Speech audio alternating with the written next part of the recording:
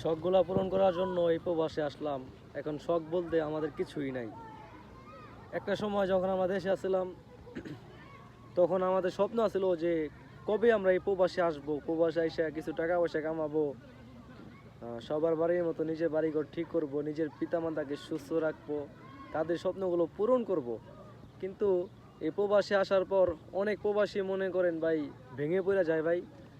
আর বাস্তবতা যে কি কঠিন এই প্রবাসে আসলে পরে বোঝা যায়, দেশ থেকে কোনো কিছু বোঝা যায় না। দেশ থেকে তো আমরা মনে করি যে প্রবাসে গেলেই পরে টাকা পয়সা কামানো যাবে, প্রত্যেক মাসে কিছু কম হইলেও পরও বেশি হইলেও পরও 50 থেকে 70 হাজার টাকা কামানো কোনো ব্যাপার না।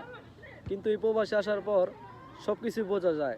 50 হাজার কি 70 হাজার কামাইতে যে কতটা কষ্ট করতে হয়। আর এই কষ্টর পরেও মনে করেন আরও কষ্ট আছে, তা হচ্ছে ইকামার কষ্ট। তার পাশাপাশি হচ্ছে থাকার কষ্ট আছে, খাওয়ার কষ্ট আছে।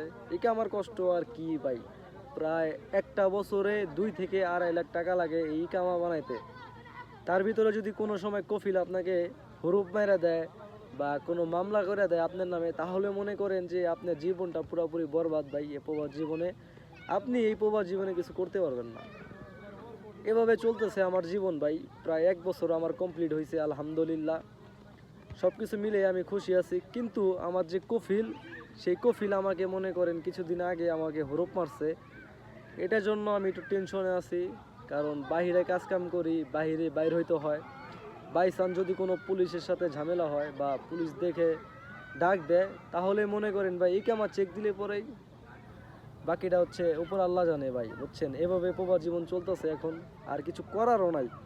দেশ থেকে তো মনে করছিলাম প্রবাসে গেলে পরে আমার অমুক ভাই আছে, তমুক ভাই আছে, খালু আছে, খালা আছে, যে কোনোভাবে কিছু না কিছু করা যাবো। কিন্তু এ প্রবাসে আসার পর বুঝলাম এই প্রবাসের মাটিতে কেউ রে লাগে না। আপনার একা চলতে হবো, একাই থাকতে হবো। এটাই হলো সব থেকে আসল কথা, আর এটাই হচ্ছে সব থেকে বাস্তব কথা ভাই।